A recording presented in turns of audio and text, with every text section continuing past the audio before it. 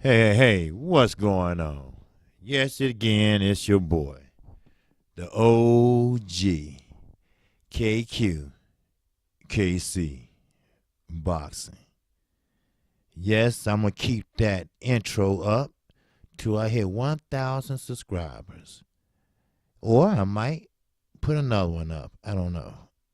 But many say they like the instrumental part of it, so why not?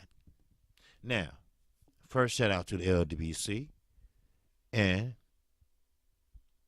you read the title right. We have top welterweights like Earl Spence. And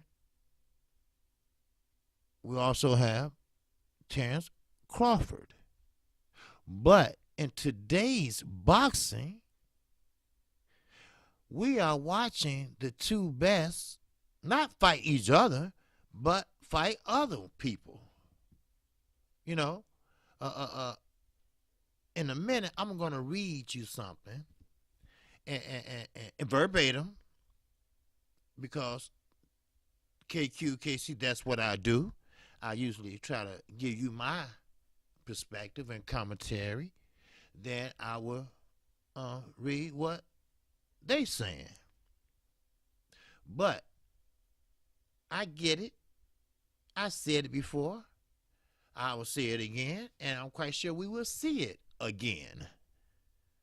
It has to make sense. It has to marinate. If it don't make sense, then it can't be no fight. See, what makes sense to me, KQ, personally, what makes sense is that the best should fight the best. What makes sense to me is that the ultimate fucking goal is first to win and to unify. That makes sense to me. What makes sense to me is unification. That's what makes sense to me. What don't make sense to me is letting a fight, super fight, good fight, great fight, marry-fucking-nate. That's what's bad for the sport of boxing. Now, who do we blame? Should we blame the promoters? Should we blame the fighters, the advisors? Who is to blame? The dollar amount is not enough? Or has boxing traded in their gloves for the dollar? See, if it don't make sense, if it don't make dollars, then it's no fight. That's how they look at it. Now, as I said already, now, by understanding that the welterweight title fight that we all want later this year, Terrence Crawford versus Earl Spence Jr., won't happen next if the heavily favored Crawford wins against Amir Khan on the 20th of April, it still will not happen next. Ideally, that's the fascinating fight we want. But with boxing being boxing, we be forced instead to watch Crawford and Spence face other opponents. Hello.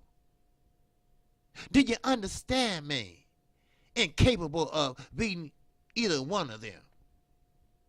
So the best should fight the best, right?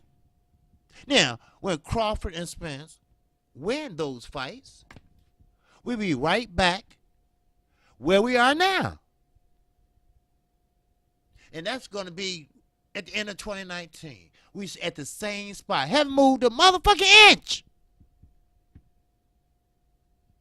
If you like what I'm saying, hit that like button. No, matter of fact, hit that subscribe button. Because I'm going to give it to you every time from now on. I'm going to give you the facts. Hit that subscribe button. Hit the icon bell. That way you get notified when I do a video or a live stream. That's what KQKC brings to the table. That's what the LDBC brings to the table. Pessimistic regarding the likelihood of boxing. The best welterweights selling this in the ring. And get it over with once and for all. No fanboy here. The feeling among most boxing fans is this, that Spence has more options for his next fight than Crawford. Of course, theoretically, that's the truth, because for other boxers who either hold or once owned welterweight titles are representative by you know who. My main man, Al Heyman.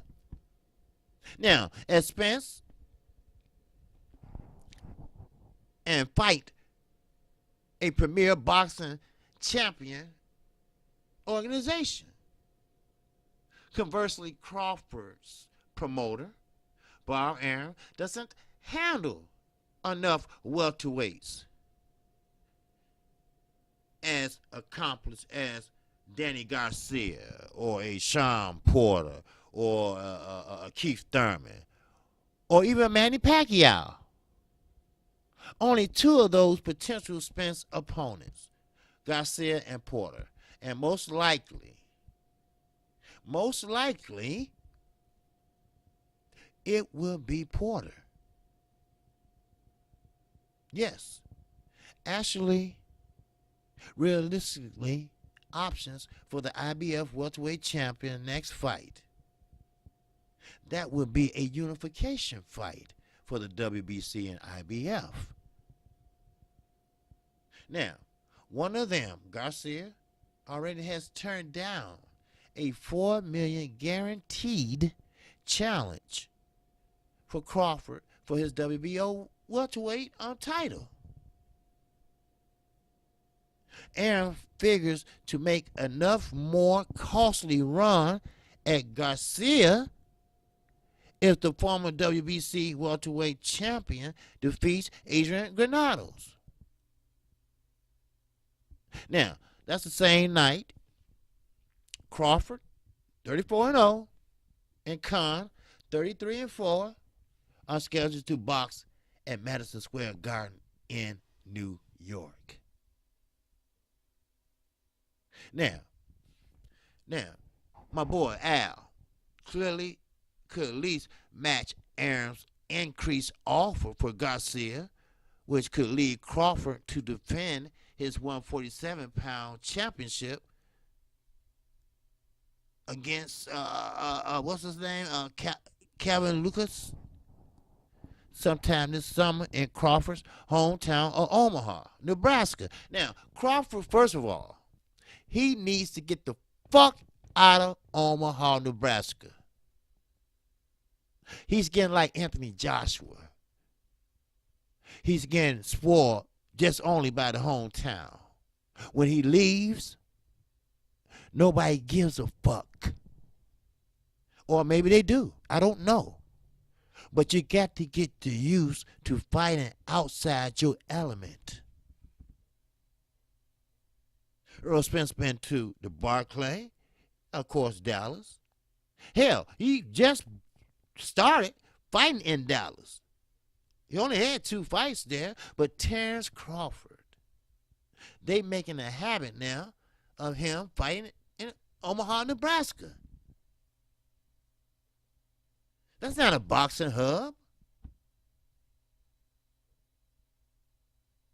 But to keep the champion happy, which we all know that Earl Spence made more money in one fight that equal out to half of Bud's salary. Now, the bottom line is this. Are you getting tired of the shit? Are you getting tired of the best and the other best fighting other people? That's the question. That's the question. When we see a true best fight the best fight. See, Spence, he has options. Wilder has options. That's because Al Heyman give you options. He has a big stable that keeps a fighter busy fighting for damn near 3 or 4 years. Old Uncle Bob can't guarantee Terrence Crawford that. And you know what? Sometimes you have to read between the fucking lines. Crawford knew that before he signed that contract. Is that telling you something? Or maybe it just was a fluke? I don't know. You might just have to be the judge of it. I'm KQ, KC Boxing.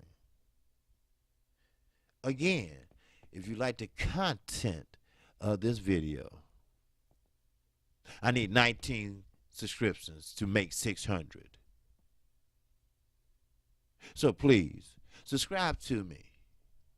Hit that icon bell. That way, you will be notified each and every time I do a video, live stream, and my Monday through Friday show at 12:30. So with that, shout out to the almighty LDBC. Peace and love.